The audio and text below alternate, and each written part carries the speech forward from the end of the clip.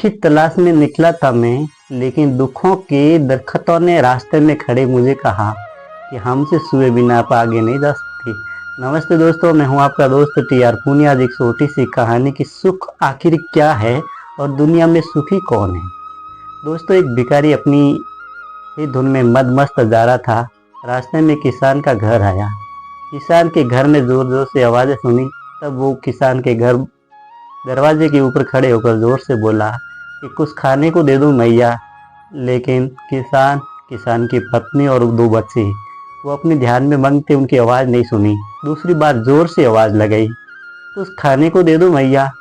ये आवाज़ सुन के किसान की महिला का वो ध्यान टूटा और वो खड़ी होकर कुछ खाना लेकर उस भिखारी को दे देते हैं। भिखारी खाना लेकर जैसे ही निकल पड़ता है, तब वो मन ही मन सोचता है कि ये किसान कितना सुखी है।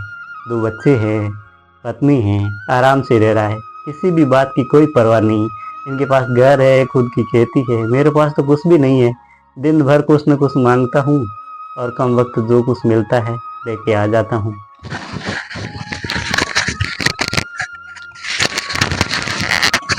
और मिलता भी क्या है, कभी बेइज्जती, कभी दलाली, कभी ठोकर है। तब जाके थोड़े बहुत कुछ खाने को मिलता है। शाम को घर जाता हूँ, खाना बनाता हूँ, खाता हूँ। कितनी सारी परेशानियां हैं।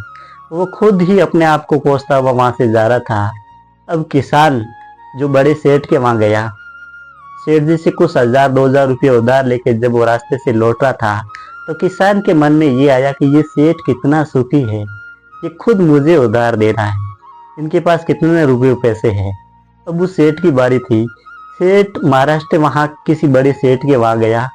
बड़ा सेठ जो लाखों के लेन देन कर रहा था, हजारों का घाटा या हजारों का व्यापार कर रहा था, लाखों का व्यापार कर रहा था।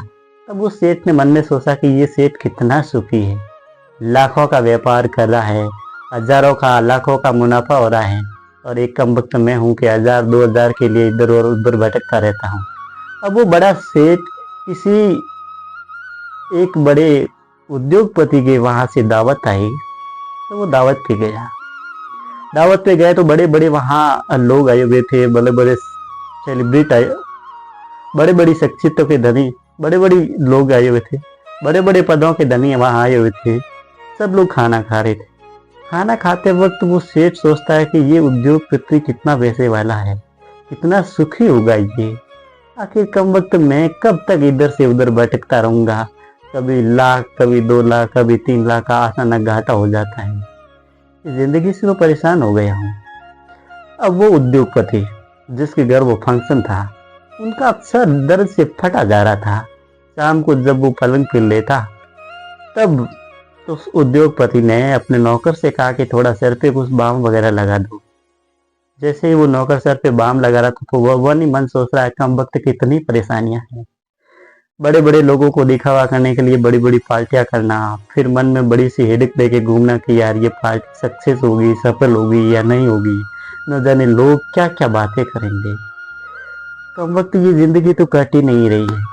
अब जैसे ही ये सोच ही रहा था, तो वहां से खिड़की में से वो देखता है कि एक भिखारी बड़ी मद मस्त ढंग से कुछ गाते हुए जा रहा है।